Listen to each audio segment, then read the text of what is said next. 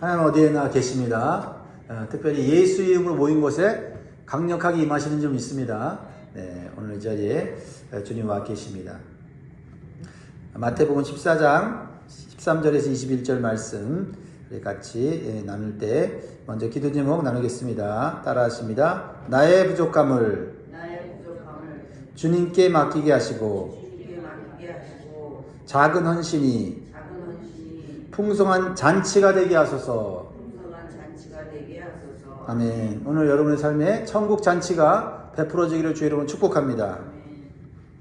우리가 살다 보면요, 힘든 일이 생깁니다. 그런데 이상하게도 사람은 문제 때문에 무너지지 않습니다. 문제가 있어도 기대가 있으면 견딜 수가 있어요. 하지만 더 이상 안 될 것 같다는 생각이 들어오고 그 생각에 사로잡히면요, 무너지게 되는 것입니다. 몸이 아픈 것보다 이제 회복이 안 될 것 같다라는 생각이 들 때 더 무너집니다. 돈이 없는 것보다 이렇게는 앞으로 못 살 것 같다 하는 생각이 들어오면 무너집니다. 사람들이 나를 힘들게 하는 것보다 이제 나는 혼자 있는 것 같다라는 느낌이 내 자신을 무너뜨립니다. 그래서 우리가 단순히 현실만을 바라보며 그 현실을 내 생각으로 판단하면 절망적인 생각만 들어오는 것입니다. 여기서는 안 된다. 가진 것이 부족하다. 내 힘으로는 안 된다. 라는 생각이 들어오면 상황은 더 안 좋아지는 것입니다. 오늘 본문이 그런 상황이에요. 예수님께서 수많은 사람들에게 하루 종일 말씀을 전하시며 그리고 치유를 베풀어 주십니다. 그런데 상황이 그렇게 좋지 못합니다. 해는 지고 있습니다. 사람들은 남자만 5,000명이 넘는데 먹을 것이 없어요. 주변은 또 마을도 가까이 있지 않고 빈들입니다. 아무것도 없는 빈들이에요. 이때 제자들의 마음속에 떠오르는 생각이 무엇이겠어요? 큰일 났다. 먹을 것이 부족하다. 먹을 것을 살 돈도 없다. 우리에게는 힘도 없다. 그런데 바로 그 자리에서 예수님은 말씀하십니다. 너희가 먹을 것을 주어라. 상황과 형편과 전혀 맞지 않는 말을 하세요. 여러분, 누구의 말이, 누구의 생각이 옳습니까? 정말입니까? 주님은 가장 불가능해 보이는 순간에 가장 큰 일을 시작하십니다. 그것이 바로 저와 여러분이 이미 잘 알고 있는 오병이어의 기적이지요. 그러면 가장 부족하고 가장 상황이 어려울 때 어떻게 하나님의 기적을 체험할 수 있는지를 말씀의 교훈을 따라 살펴보겠습니다. 첫 번째는 불쌍히 여기시는 주님을 만날 때 문제가 해결됩니다. 불쌍히 여기시는 주님을 만날 때 문제가 해결돼요. 14절 말씀을 다시 봅니다. 예수께서 나오사 큰 무리를 보시고 불쌍히 여기사 그 중에 있는 병자를 고쳐 주시니라.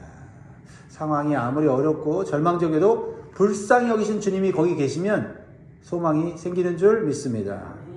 예수님은 자신을 따르는 수많은 무리들을 보셨을 때 불쌍히 여기셨어요.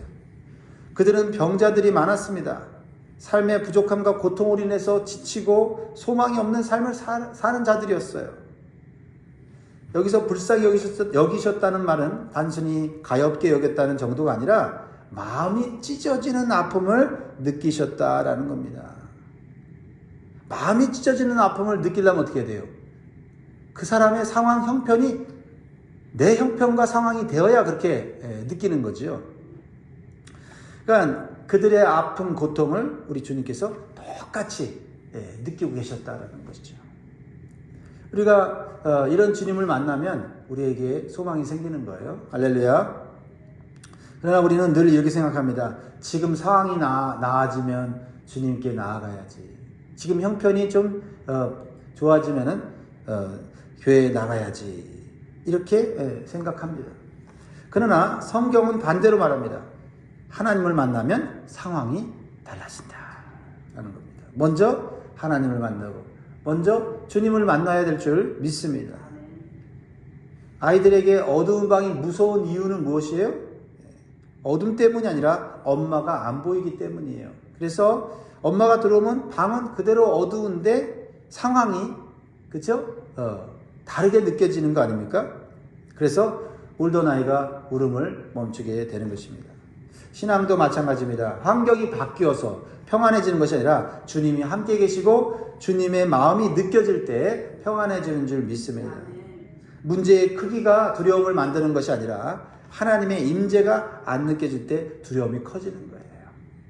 나는 지금 해결책을 찾고 있습니까? 아니면 하나님을 간절히 찾고 있습니까? 여러분의 마음을, 믿음을 점검해 보시기 바라요. 오늘 하나님이 먼저 여러분의 형편과 상황을 다 알고 계시고 불쌍히 여기십니다. 그러므로 불쌍히 여기시는 주님을 바라보고 어떤 상황에서도 함께 해주시고 부족함을 채워주시려는 주님의 마음을 느끼시기를 주의 이름으로 축복합니다. 그렇습니다. 이 시간 결단하십시오. 문제보다 먼저 주님을 바라보겠습니다.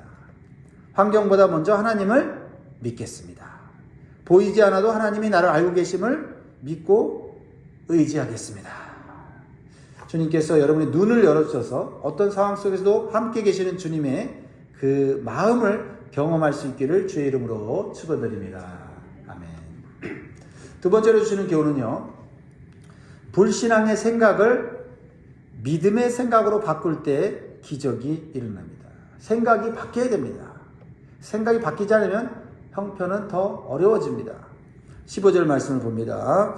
저녁이 되매 제자들이 나와 이르되 이곳은 빈들이요 때도 이미 저물었으니 무리를 보내어 마을에 들어가 먹을 것을 사 먹게 하소서. 이제 제자들은 날이 어두워지고 먹을 것은 없고 특히 아무것도 없는 이 빈들에서 수많은 사람들이 배고파서 지쳐 있는 상황을 보게 됩니다. 제자들은 이런 상황을 보고 인간적인 계산을 시작하기 시작합니다. 이미 결론이 정해져 있어요. 우리는 줄 것이 없다. 돈이 부족하다. 우리는 능력이 없다. 그래서 이 문제를 해결할 수가 없다. 그래서 이 사람들을 여기서 포기하고 보내야 된다. 어떻습니까? 이런 생각이 맞는 것 같지만 사실은 불신앙의 생각입니다. 그때 예수님께서 전혀 다른 말씀을 하시죠. 16절 보세요. 16절 다 같이 읽습니다. 시작. 예수께서 이르시되 갈 것 없다. 너희가 먹을 것을 주라. 상황과 형편에 전혀 많지 않죠. 이런 말을 누가 한다면 여러분들이 어떻게 얘기하겠어요? 너는 내 형편, 내 상황도 모르면서 그런 얘기를 한다고 또 핀잔을 줄 수도 있겠죠. 근데 누가 이 말씀을 하세요? 주님이 그 말씀을 하시는 거예요. 주님이. 제자들도요, 지금 상황을 예수님이 전혀 파악하고 있지 못하구나. 지금 우리 보고 불가능한 일을 하라고 말씀하시는구나. 라고 하면서 불평과 불만의 말을 토로하는 겁니다. 그래서 17절에 이렇게 말하는 거예요. 제자들이 이르되 여기 우리에게 있는 것은 떡 5개와 물고기 2마리 뿐입니다. 떡 5개와 물고기 2마리입니다 라고 얘기하지 않고 어떻게 해요? 2마리 뿐입니다 라는 것을 굳이 붙여요. 누구한테 답답해하는 거예요? 예수님을 향하여 답답해하는 거예요. 예수님이 내 형편을 모른다고 답답해하는 겁니다. 자, 떡 5개와 물고기 2마리는 뭡니까? 1인분의 도시락입니다. 그것도 어른이 먹는 양이 아니라 소년이 먹는, 아이가 먹는 그런 양입니다. 그러니까 이것뿐입니다 라는 말은 안 된다는 표현을 말하는 거예요. 우리는 늘 이 단어로 살아갑니다. 그래서 안 되는 인생을 사는 거예요. 부족한 인생을 사는 거예요. 시간이 이것뿐이라서 못하고, 건강이 이것뿐이라서 못하고, 형편이 이것뿐이라서 못한다고 말을 합니다. 그래서 그걸로 위로받는 거예요. 위로받는다고 채워집니까? 근데 주님은 전혀 다른 말씀하시죠. 채워주셔서 우리라고 만족해 하시겠다고 하는 주님의 말씀을 우리가 믿어야 합니다. 그래서 예수님 말씀하십니다. 뭐라고 말씀하세요? 놀라운 말씀을 하시죠. 그것을 내게 가져오라. 그것을 내게 가져오라. 주님은 없는 것을 우리에게 요구하지 않습니다. 작지만 부족하지만 있는 것을 그대로 맡기라고 말씀하십니다. 여러분들이 주님께 맡겨질 때 여러분은 남은 인생 풍성하게 살아가야 될 줄 믿습니다. 나는 힘이 없다. 나는 늙었다. 나는 이제 젊을 때처럼 돈도 없다. 그런 생각을 하면 말년이 불행해지는 거예요. 그런데 주님이 내게로 가져오라 라는 음성을 지금 이런 모양, 이런 형편, 이런 부족함도 주님 받아주십니까? 라고 주님께 나아가면 주님이 어떻게 그 인생을 멋지고 아름답고 풍성하게 쓰실지 알 수 없는 겁니다. 우리에게 그런 믿음이 필요한 줄 믿습니다. 문제는 양이 아니라 방향이에요. 내가 쥐고 있으면서 이것밖에 안 됩니다 라고 말하는 게 아니라 이것밖에 안 되지만 맡깁니다, 드립니다 라고 할 때 주님은 그것을 통해서 기적을 이루어 주시는 겁니다. 여러분 상상해 보세요. 수천 명 앞에서 꼴랑 도시락 하나를 주님께 드린다는 것은 상황적으로는 창피한 일이에요. 사람들이 뭐라고 하겠어요? 야, 저거 도시락 주님께 드려서 뭘 하겠다고 저걸 드리나? 그러나 믿음은 계산보다는 신뢰를 드리는 거예요. 사람들의 시선보다는 주님만을 바라보면서 드리는 거예요. 그게 아무리 작다 하더라도 주님은 그것을 기뻐 받아 주시는 줄 믿습니다. 나는 지금 부족해서 멈추고 있지는 않습니까? 뒤로 문을 눌러놔려고 하는 건 아닙니까? 아니면 부족해도 드리고 주님께 나아가려고 하고 계십니까? 여러분 믿음을 점검해 보세요.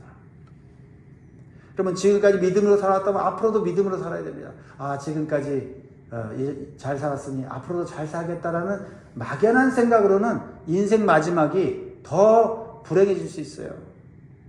믿음이 지금까지 없었더라도 믿음을 가지고 나아가면 지금보다 더 나은 삶, 더 평안한 삶, 더 형통한 삶을 살게 될 줄 믿습니다. 혹시 지금 이 정도로는 아무 변화도 없을 것이다 생각하고 멈춰 있지는 않습니까?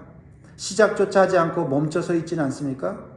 신앙은 충분할 때 시작하는 것이 아니라 부족할 때 나아가는 것입니다. 할렐루야. 오늘 결단하십시오. 작아도 드리겠습니다. 부족해도 시작하겠습니다. 결과가 아니라 순종을 선택하겠습니다. 주님께서는 그 작은 순종을 받으시고 오병이어의 기적을 일으키실 줄 믿습니다. 세 번째로 우리에게 주시는 교훈은요. 감사기도는 부족함을 풍성함으로 바꿉니다. 따라합니다. 감사기도는 부족함을 풍성함으로 바꾼다. 네. 자, 19절 말씀 볼까요? 어떤 일이 벌어집니까? 무리를 명하여 잔디 위에 앉히시고 떡 5개와 물고기 2마리를 가지사 하늘을 우러러 축사하시고 떡을 떼어 제자들에게 주심에 제자들이 무리에게 주니. 주님 손에 가진 것이 제자들에게 들려지고 제자들의 손에 있는 것이 사람들에게 주어지더라라는 겁니다. 이게 주님께 맡겨질 때, 드려질 때 이루어지는 축복이다, 역사다라는 겁니다. 자, 이 상황을 먼저 조금 상상해 보세요. 이제 모든 사람들이 지켜보는 가운데 예수님이 그 1인분의 오병이어 도시락을 하늘로 높이 드시는 거죠. 사람들이 그 작은 것을 가지고 뭘 하시려나 하는 궁금증을 갖게 되었을 겁니다. 그리고 사람들은 이 작은 도시락 하나로 자기들이 배부름을 누릴 것이라고 하는 기대는 결코 갖지 않았을 겁니다. 혹시 예수님이 혼자 드시려고 하는가? 저거 하나밖에 없으니 예수님이라도 드셔야지 라고 생각하는 사람도 있었을 것입니다. 그런데 예수님은 먼저 감사 기도를 하십니다. 감사 기도를 하세요. 그 받쳐진 오병이어 도시락은 아직 늘어나지 않았습니다. 아직도 부족합니다. 그런데 주님은 하나님을 향해 감사하십니다. 이것이 믿음이에요. 예수님이 보여주시는 믿음이에요. 예수님이 보여주시는 믿음. 감사는 결과를 보고 하는 말이 아니라 하나님을 신뢰하며 먼저 드리는 고백이에요. 하나님은 하실 수 있으니까요. 그리고 그 작은 떡을 떼어서 제자들에게 줍니다. 떡을 떼어주니 떡이 작아지죠. 그런데 제자들이 받은 떡을 또 떼어서 나눠주기 시작합니다. 놀라운 일이 벌어지죠. 매우 작은 떡입니다. 그런데 한 사람 나눠주고, 2사람 나눠주고, 10사람 나눠주고, 100사람 나눠주고, 아멘 할 때까지 1000사람 나눠주고, 그 떡이 줄어들지가 않는 거예요. 오히려 남습니다. 얼마나 남습니까? 12바구니나 남습니다. 하나님의 역사는요, 부족하면 안 돼요. 남는 거예요. 자, 20절, 21절 읽고 마무리합니다. 시작. 다 배불리 먹고 남은 조각을 12바구니에 차게 거두었으며 먹은 사람은 여자와 어린이 외에 5,000명이나 되었더라. 아멘. 하나님은 자신의 인생을 맡긴 사람을 간신히 살게 하시는 분이 아니라 나누고도 남게 하시는 능력의 하나님이십니다. 제자들이 상황을 보고 형편을 보고 사람들을 볼 때 그들은 할 수 없다고 생각했어요. 그러나 하나님은 아무것도 없는 빈들에서 오히려 풍성한 잔치를 베풀어 주십니다. 어떻게 이러한 변화가 일어났습니까? 환경이 바뀌어서 풍성한 잔치가 된 것이 아니라 감사가 시작되면서 풍성한 잔치가 시작되었다라는 겁니다. 여러분 문제를 보고 형편을 보고 부족함을 봤을 때 여러분 어떤 생각으로 여러분의 삶이 시작합니까? 감사 기도는요, 상황을 바꾸기 전에 시선을 하나님께로 바꾸는 거예요. 시선을 바꿔야 생각이 바뀌죠. 나를 보면 끊임없이 부족함을 느끼는 거 아닙니까? 그래서 우리의 시선이 온전히 하나님께로 바뀌면 현실의 부족함과 불가능의 상황은 달라지기 시작한다는 겁니다. 나는 부족함이 채워진 후에 감사합니까? 아니면 먼저 내 마음을 감사로 충만히 채우려고 기도하고 있습니까? 여러분 오늘 사소한 것 하나부터 감사로 여러분 마음에 채우시고 기록하시기 바라요. 하나님 오늘도 눈을 뜰 수 있게 해주셔서 감사합니다. 그렇죠? 감사가 시작되는 곳에서 하나님의 공급이 시작됩니다. 혹시 지금 감사할 수 없는 상황입니까? 그래서 감사가 나오지 않는 것이 아니라 감사하지 않기 때문에 더 어두워지고 있는 것이고 더 우리는 메말라 가는 것입니다. 감사는 기분이 좋아야 하는 말이 아니라 믿음으로 될 것을 믿고 하나님이 하실 것이라고 신뢰하면서 드리는 고백이니 감사는 무한합니다. 그렇죠? 된 것만, 잘된 것만 감사하면 감사가 작은데 될 것을 믿고 또 될 것을 상상하면서 감사하면 얼마나 감사할 것이 많습니까? 그 감사는 하나님께 들려질 때 기적으로 나타나는 줄 믿습니다.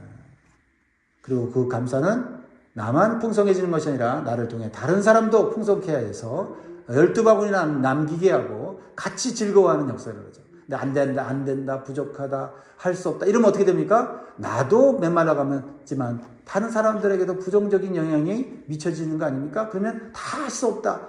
우리는 포기하자 이렇게 되는데 이렇게 작은 도시락 하나를 하나님 주님께 올려드렸을 때 어떻게 됩니까? 주님이 감사 기도하시고 역사하시니 정말 모든 사람이 어린아이까지 다 풍성히 먹고 배불리 먹고 얼마나 배부르면 어떻게 돼요? 서로 막 웃고 서로 막 격려하고 위로하고 찬양하고 하는 거 아닙니까? 여러분 그런 가정 공동체, 목장 공동체, 교회 공동체가 되기를 꿈꾸시길 바랍니다. 그런 기도를 하시기 바랍니다. 말씀 맺겠습니다. 사람들은 빈들에서 불가능함을 예상했지만 예수님은 빈들에서 기적을 시작하셨습니다. 오늘 우리의 삶도 마찬가지입니다. 주님의 마음을 보고 믿음으로 맡기고 감사로 순종할 때 주님 앞에는 결핍의 장소가 기적의 장소가 되는 것입니다. 오늘 여러분의 빈들은 무엇이에요? 여러분의 빈들을 채워주실 하나님을 바라보면서 오늘도 기도하시고 말씀 가운데 승리하시기를 주의 이름으로 축원드립니다. 기도하겠습니다.